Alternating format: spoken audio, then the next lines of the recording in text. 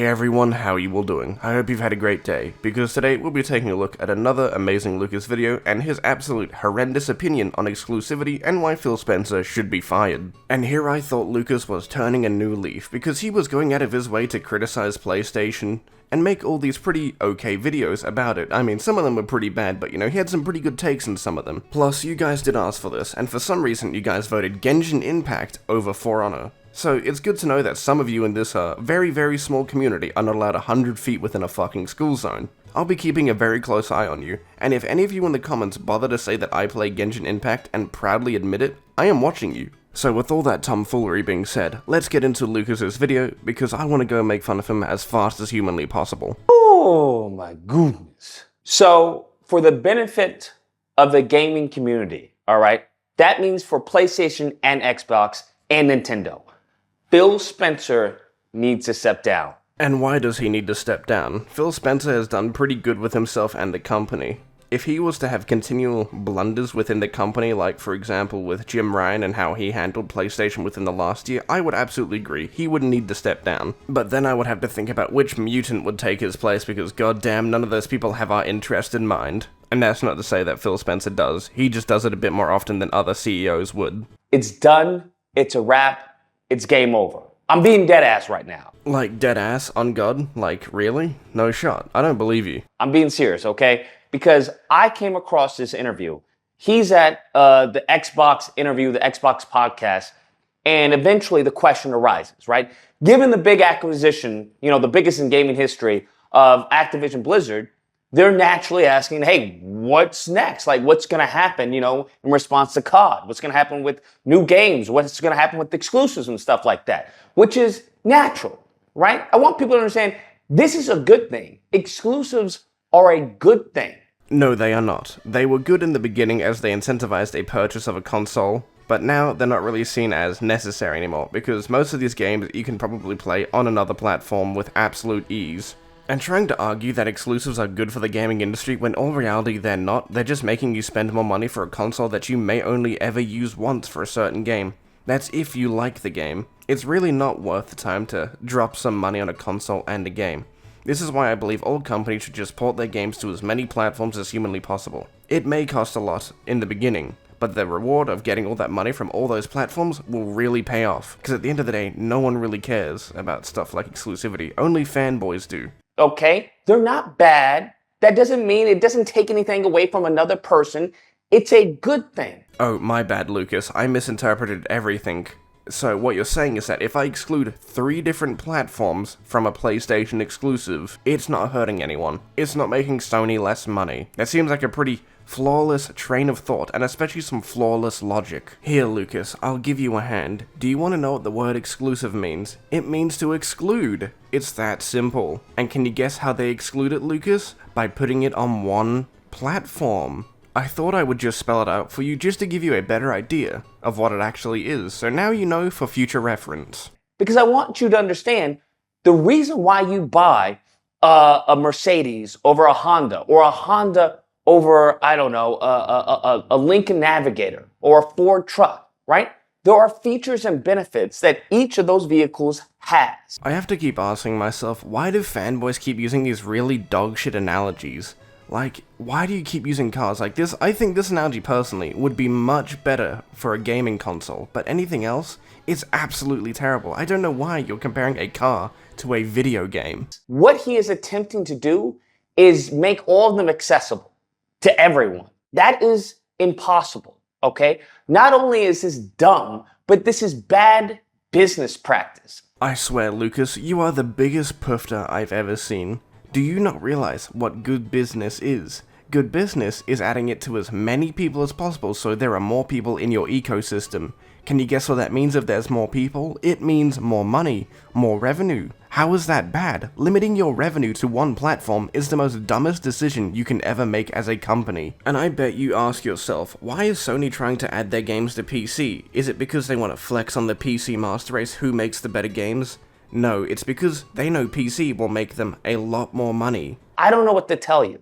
Listen to me when I say this. Competition is good. Lucas, there are more ways to compete instead of just exclusives. You can compete through hardware, the features on your hardware, the amount of ecosystems you support with your stuff. For example, Game Pass is on multiple platforms, further increasing the amount of people that use Microsoft stuff. You don't need exclusives if you control a large percentage of the gaming community under your ecosystem, or features that apply to your ecosystem. It is good, okay? He comes out and says, well, I don't want to do any of that, all right? I don't want people to miss out. What on earth is he talking about? Miss out? What do you mean miss out? By the nature of the gaming industry, people are going to miss out. Those who don't have a Nintendo Switch, they're going to miss out on the next Bayonetta. Now, hear me out, Lucas. I know this may be a strange concept, but what if I wanted to save money and not buy a whole new platform just to play one game? I know, a really strange concept of someone wanting to save their money so they could spend it on something more useful than entertainment. People who don't have an Xbox, they're going to miss out on the next Gears of War.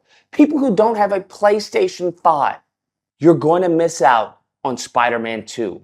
That is how the world works. Are you high, Lucas? You know both of these games will eventually come to PC, right? They're not exclusive. They may be exclusive for now, at least one of them, but both of them will be multi-platform. We have no goal of somehow trying to use Call of Duty to get you to buy an Xbox console. What? So it is, I want the Call of Duty nation to feel supported across all platforms. We've been on the other side of some of those skins and times, even this beta, it wasn't on Xbox the first week. I don't think that helps the community. I don't think that helps the game. What? What are you talking about? And so it's the focus. If you're a PlayStation player, you're a Nintendo player, PC player, or an Xbox console player, I want you to feel like 100% part of the Call of Duty. I think we can all agree what Phil Spencer said there was pretty good. He wants to maintain feature parity across all platforms, and make sure that there are no differences between any of the Call of Duty versions on any of the platforms. That seems pretty reasonable. I wonder how Amazing Lucas will respond to this. Will he give us a valid argument, or will he give us some weird bullshit argument that may not make sense? Let's hear him out. Him trying to say, well, I'm not going to do any exclusive content, no skins, no timed exclusive, none of that. And you can expect, as far as any type of games to come out in 2024, that's what we're looking at, probably on the back end of 2024. This is not good.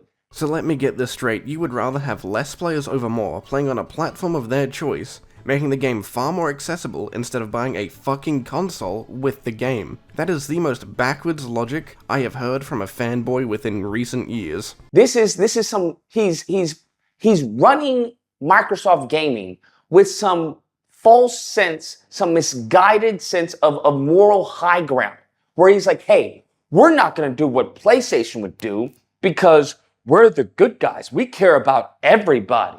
I don't think Phil Spencer really gives a shit about being the good guy. He's favoring the option that will make him more money, you fucking downy. If you had the brainpower to realize that, you wouldn't be dying on this really stupid hill. You know, why am I even bothering to argue this? You're not going to change. Listen, all this kumbaya, leave it for religion, all right? That's what works good with religion, kumbaya. When it comes to business, this is how you die. Nope, quite the opposite, Lucas. Microsoft's putting themselves in a position where they can maintain their stay in the gaming industry as long as possible. Because of their console fails, they can go third party, but keep all the IPs and distribute them on all platforms. They are putting themselves in a position where they can stay long term. At least that's how I see it. There could be many other ways you could argue or word it, but that's the main reason that I'm gonna say, along with them wanting to probably make more money by putting it on other platforms, which in turn gives them that longevity. This is how you go night-night. And as we can see on every single metric to judge Xbox, it's behind. People want to praise Xbox Game Pass. It's behind. The sales are low. As far as gathering new people to Xbox Game Pass are on the decline.